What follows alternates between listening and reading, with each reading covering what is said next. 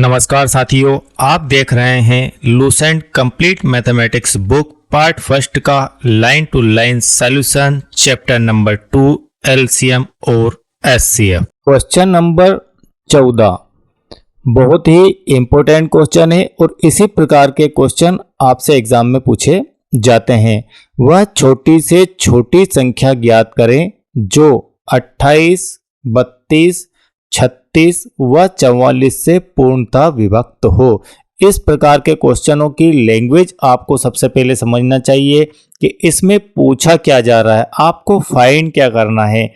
इसमें यह कहा जा रहा है कि कोई एक संख्या है, कोई एक नंबर है।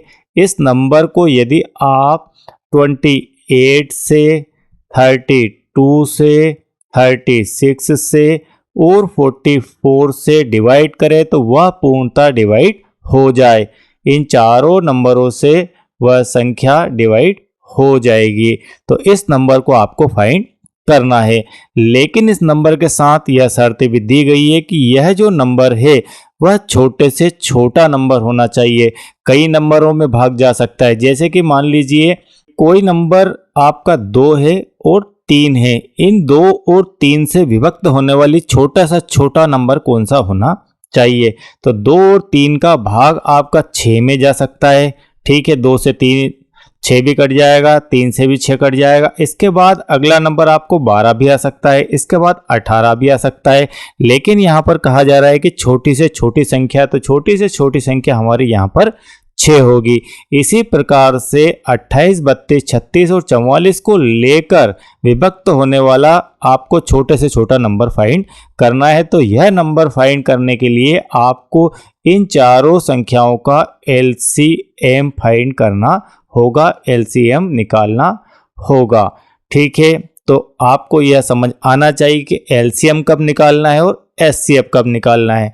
चलिए अब इन संख्याओं का हम एलसीएम निकाल लेते हैं। तो एलसीएम निकालने के लिए सबसे आसान तरीका यह है कि आप इनका फैक्टर कर दें, आप इनको गुणनखंड के रूप में लिख दें। 28 को यदि आप गुणनखंड के रूप में लिखें तो आप लिख सकते हैं 14 गुणित 2, 14 गुणित 2 भी लिख सकते हैं। इसके बाद क्या लिख सकते हैं? 7 गुणित 2 गुणित 2। इस प्रकार से लिखा जा सकता है और फाइनली इसे लिखा जा सकता है 2 की घात 2 गुणित 7। इसी प्रकार से 32 है, 32 है, इसे आप क्या लिख सकते हैं? 16 गुणित 2 लिख सकते हैं। इसके बाद 16 को क्या लिख सकते हैं? 2 गुणित 2 गुणित 2, 2 दूना 4 दूना 8 दूना 16 दूना 32। फाइनली हम इसे लिख सकते हैं 2 की घात 5। इसके बाद आपका है 36। 36 को क्या लिख सकते हैं आप? 36 को आप लिख सकते हैं 18 गुणित 2, 18 दूना 36। और 18 को क्या लिख सकते हैं आप? 9 गुणित 2 गुणित 2। इस प्रकार से 9 दूना 18 दूना 36। 9 को क्या लिख सकते हैं आप? 3 गुणित 3 या 3 की घात 2। तो फाइनली ये हो जाएगा आपका 2 की घात 2 और 3 की घात 2। इसी प्रकार से आप 44 को यदि लिखना चाहें तो क्या लिख सकते हैं? 44 11 चौकू 44 होता है। तो आप 11 तो वैसे ही लिखा जाएगा और 4 को लिख सकते हैं 2 की घात 2 गुणित 11। तो इस प्रकार से आपने इसे कैनोनिकल फॉर्म में लिख लिया है। अब बहुत ही आसानी से आपका एलसीएम आ जाएगा। एलसीएम निकालने के लिए आप ले लेंगे यहाँ पर कॉमन फैक्टर। यहाँ पर आपका 2 की घात 2 है, यहाँ 2 की घात 5 है, यहाँ 2 की घात 2 है, यहाँ पर 2 की घात 2 है। तो हम लेंगे 2 की घात 5 को। तो हमने लिया यहाँ पर 2 की घात 5। इसके बाद चलते हैं 3 की तरफ। तो यहाँ पर 3 की घात 2 है, यहाँ पर 3 की घात 2 नहीं है, यहाँ पर भी 3 की घात 2 नहीं है। तो हम यहाँ पर 3 की घात 2 को ले लेते हैं। कुल मिलाकर एलसीएम में कोई भी छूटना नहीं चाहिए, कोई भी फैक्टर शेष नहीं रहना चाहिए। इसके बाद आपका यहाँ पर बचता है 7, तो हम 7 को भी एक बार लिख लेते हैं। इसके बाद बचता है आपका 11। अब इन सब को हम गुणा कर देंगे। तो फाइनली यदि आप गुणा करेंगे इसका तो आ जाएगा 22,176। 22,176 यह आपको प्राप्त होगा एलसीएम। अब क्वेश्चन के अकॉर्डिंग इसे एक बार और समझते हैं कि यह जो नंबर है 22,176 वह ऐसा नंबर है जिसमें 28 का भी भाग चला जाएगा, 32 का भी चला जाएगा, 36 का भी चला जाएगा और 44 का भी चला जाएगा। ये सबसे पहला नंबर है। इनके गुणज में यदि हम देखें तो हम 28 का गुणज लिखें तो 28 एकम 28, 28 दूना आपका हो जाएगा 56। इस प्रकार से आगे बढ़ें। इसी प्रकार से 32 का लिखें तो 32 दूना 64, इस प्रकार से आगे बढ़ें। 36 का लिखें, 36 दूना 72, इस प्रकार से आगे बढ़ें। 44 का लिखें, 44 दूना 88, इस प्रकार से आगे बढ़ें। तो आपको कहीं एक नंबर कॉमन प्राप्त होगा, वह कॉमन नंबर होगा 22,176, जो सबसे पहली बार आपको प्राप्त होगा इन चारों संख्याओं के गुणज लिखने पर। तो हमने यहाँ पर एलसीएम की बेसिक डेफिनेशन के साथ में इसे कंप्लीट किया है। इसके जैसा ही क्वेश्चन नंबर आपका 15 बहुत ही इंपॉर्टेंट क्वेश्चन है, उसे भी हम कंप्लीट करते हैं।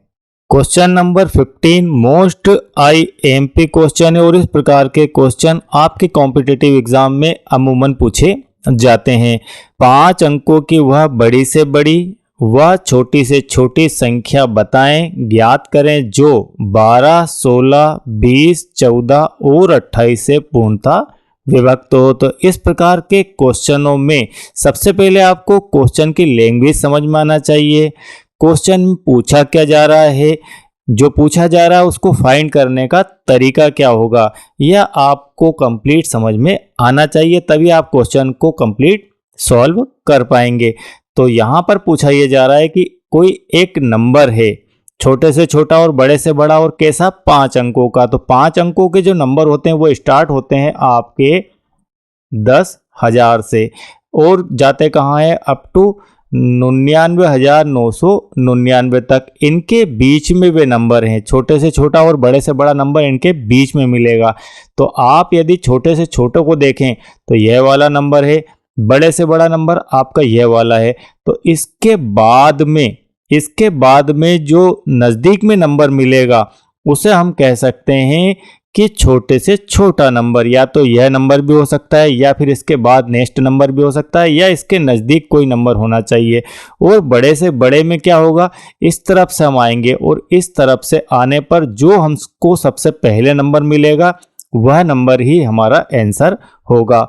और यह कहा जा रहा है कि इन दोनों के बीच में जो नंबर है उस नंबर के अंदर आपकी संख्या 12, 16, 20, 14 और 28 से पूर्णतः भाग जाना चाहिए इस नंबर में। ठीक है, अब यह नंबर हमें फाइंड करना है।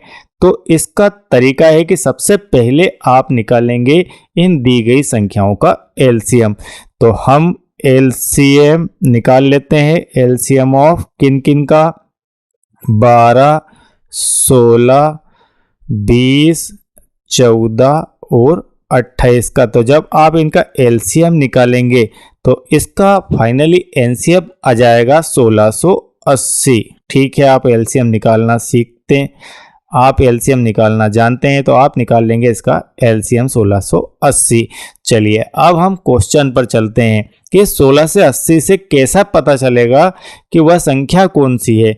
तो 1680 को यदि आप गुणात्मक रूप में देखें, इसके गुणज करें। क्या करें, आप करेंगे इसके गुणज, आप इसके लिखेंगे गुणज। तो गुणज लिखते लिखते जाएंगे, तो आप लिखते लिखते गुणज जाएंगे तो फाइनली 1680 का आप 5 से गुणा करते हैं, गुणित 5 करते हैं 1680 से, तो आपको प्राप्त होता है 8400। ठीक है, फिर आप 1680 से गुणा करते हैं 6 का, तो आपको प्राप्त हो जाता है 10,080। अब ये 10,080 आपके इस 10,000 से बड़ा नंबर है, तो आपको एक नंबर तो यहाँ पर मिल गया। 10,000 से बड़ा आपका नेक्स्ट नंबर आपका 10,080 है, जो इससे 80 ज़्यादा है। तो एक आपका आंसर यह हो जाएगा कि छोटे से छोटी संख्या क्या है, छोटी से छोटी संख्या है हमारी 1080। 1680 के गुणज जो है वही इनके आंसर होंगे, लेकिन उसकी टर्म्स एंड कंडीशन के अकॉर्डिंग आपको उसे देखना है। 5 अंकों का भी होना चाहिए, छोटे से छोटा 5 अंकों का होना चाहिए, बड़े से बड़ा 5 अंकों का होना चाहिए। उससे बड़ा फिर कोई नंबर अगर लेंगे तो वो 6 अंकों में चला जाएगा। तो यह आपका 1080 हो गया। अब इसी प्रकार से यदि आप गुणा करते हुए चले जाएं तो आपको यहाँ पर भी एक नंबर मिलेगा। तो यह तो हुआ गुणा का तरीका, सोच विचार का तरीका। अब हम इसे भाग देकर देखते हैं। ठीक है, आपने 1680 का भाग लगाया 9999 में। ठीक है, इसमें भाग दिया तो 5 टाइम आपका आ गया 8400। ठीक, 8400 इसमें से माइनस किया, शेष बचा आपके पास 15,900 1599। ये 9 बच गया, यहाँ पर 9 बच गया, यहाँ पर 5 बच गया, यहाँ 1599 और फाइनली आपने 9 फिर से यहाँ उतारा। फिर से आप भाग लगाएंगे तो आपका भाग जाता है 9 टाइम और 9 टाइम भाग जाकर 15,120 आ जाएगा, 15,120। अब आप इसे करेंगे माइनस तो आपके पास फाइनली बचेगा 879। ये 879 क्या है, आपका शेषफल है। अब आप देखिए कि यदि आप इसको 10 टाइम भाग लगाते हैं तो 16,800 हो जाता, 10 टाइम में 16,800 हो जाता, 9 टाइम में आपका इतना शेष बच रहा है। तो इन दोनों की यदि तुलना करें तो ये आपका छोटा ही मिलेगा, ये छोटा मिलेगा। तो कुल मिलाकर हम कह सकते हैं कि 99,999 में यह संख्या ज़्यादा है।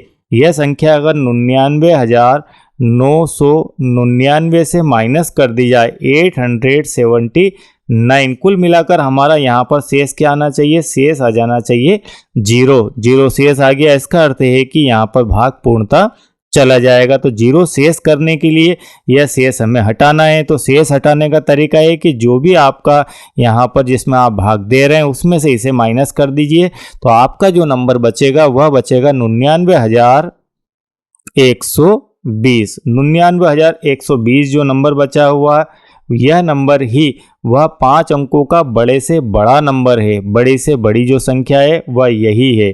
5 अंकों की बड़ी से बड़ी संख्या 99,120 है, जो कि 12, 16, 20, 14, 28 से पूर्णतः विभक्त होगी।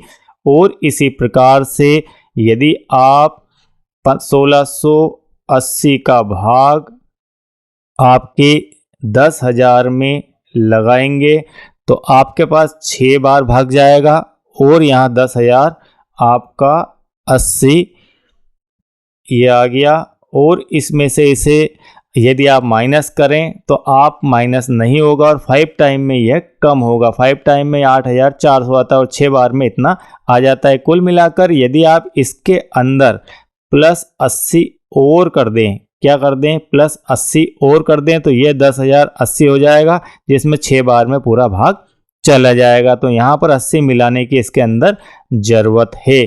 ठीक है, इसमें क्या कम है, इसमें कम है आपका 80 इसमें यदि और मिला दिया जाए तो आप जो है इस 1680 का भाग पूरी तरह से इसके अंदर दे पाएंगे।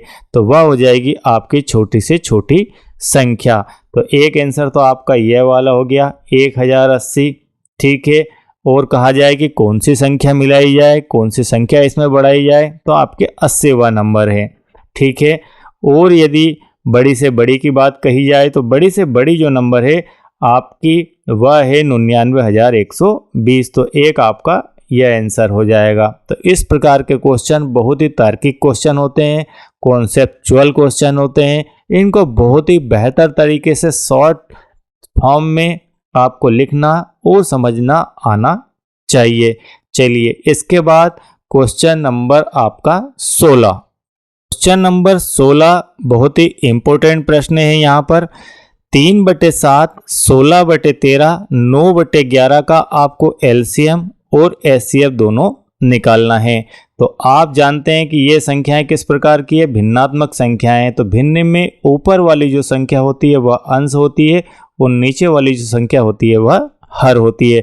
तो आपको एलसीएम और एचसीएफ दोनों में अंश का एलसीएम, हर का एलसीएम, अंश का एचसीएफ, हर का एचसीएफ, इस प्रकार से निकालना है। यह आपको फाइंड क्या करना है उसके ऊपर डिपेंड करता है। मान लीजिए आपको यहाँ पर एलसीएम निकालना है, लघुत्तम समापवर्तक निकालना है। तो जब आप लघुत्तम समापवर्तक निकालेंगे तो अंश का क्या निकालेंगे, एलसीएम निकालेंगे, और हर का क्या निकालेंगे, एचसीएफ निकालेंगे। जब आप भिन्नों का एलसीएम निकालेंगे, ठीक है, भिन्नों का जब आप एलसीएम निकालेंगे तो अंश का एलसीएम और सारे हरों का एचसीएफ निकालेंगे। तो 3, 6, 9, 3, 6 और 9 का आप निकालेंगे एलसीएम और 7, 13 और 11 का निकालेंगे एचसीएफ। तो आपका 3, 6 और 9 का एलसीएम क्या होगा, एलसीएम फाइंड करना है। तो सीधे सीधे एलसीएम देखो, आप सीधा से मैं आपको बताता हूँ, शॉर्ट तरीके पर लेकर आता हूँ। 3 की टेबल में आपका आता है 9, तो अब आप 3 को यहाँ पर भूल जाइए। 3 की टेबल में 9 आता है तो 3 को भूल जाइए। अब 6 और 9 को याद रखिए। अब 9 की टेबल को आगे बढ़ाइए, 9 के पहाड़े को आगे बढ़ाइए कि 9, 9 दूना 18, 9 तिया 27, इस प्रकार से होता है। तो 6 की टेबल यदि आगे बढ़ाएं तो कौन सा यहाँ पर उसका गुणज है, तो 9 6 का गुणज नहीं है, 18 6 का गुणज हो जाता है, 6 तिया 18, तो यही आपका एलसीएम होगा। और इसी प्रकार से 7, 13 और 11, यदि आप 7, 13 और 11 का एचसीएफ निकालें तो इसको इस प्रकार से आपको समझना है कि 7 को क्या लिख सकते हैं, 7 को लिख सकते हैं 7 गुणित 1, और 13 को क्या लिख सकते हैं आप, 13 गुणित 1, और 11 को क्या लिख सकते हैं, 11 गुणित 1। अब इन सभी में कॉमन क्या है, कॉमन क्या है ये देखिए, हमें कॉमन यहाँ पर गुणनखंड लेना है। तो कॉमन गुणनखंड क्या है, तो यहाँ पर 7 इसमें है, इसमें नहीं है, 13 इसमें है, 11, तो कुल मिलाकर यह आपका 1 ही इसका एचसीएफ होगा। तो यह आपका 1 एचसीएफ, फाइनली आपका जो एलसीएम है इसका वह आ जाएगा 18। इन तीनों का यदि हम एलसीएम निकालें तो वह 18 होगा। इसी प्रकार से आपको निकालना है एचसीएफ, ठीक है। तो 3, 6 और 9 का एचसीएफ, 3, 6 और 9 का एचसीएफ निकालना है। अब ऐसा कौन सा नंबर है, ऐसा कौन सा नंबर है जिसका भाग इन तीनों में चला जाए, वह नंबर आपका एचसीएफ होगा, और वह छोटे से छोटा नंबर होना चाहिए, ठीक है। तो आप देखें यहाँ पर 3 की टेबल में 6 भी आता है, 3 की टेबल में 9 भी आता है, 3 की टेबल में 6 आता है, 3 की टेबल में 9 आता है, तो इन दोनों को आप छोड़ दीजिए। अब आपका बचता है यहाँ पर 3, और वही आपका हो जाएगा एचसीएफ। ये बिल्कुल शॉर्ट तरीके हैं सोचने के। इसके बाद 7, 13 और 11 का लघुत्तम, 7, 13 और 11 का एलसीएम निकालना है। तो जब भी संख्याओं में कोई भी कॉमन फैक्टर नहीं हो, यहाँ पर हमने अभी निकाला था, इनके फैक्टर लिख लिए, हमने निकाला था इसका एचसीएफ निकाल के दिखाया था। अब मैं इसका एलसीएम निकालूंगा। एलसीएम में जस्ट उल्टा करना, कोई भी छूटना नहीं चाहिए, सभी में कॉमन से, सभी कॉमन में से। तो आप इसका जब एलसीएम निकालेंगे तो 7 भी आएगा, 13 भी आएगा, 11 भी आएगा और 1 भी आएगा। तो इन सभी का गुणा आपका आ जाएगा 1001, और यही आपका फाइनली एचसीएफ हो जाएगा। तो इस प्रकार से आपका प्रश्न नंबर 16 यहाँ पर कंप्लीट होता है।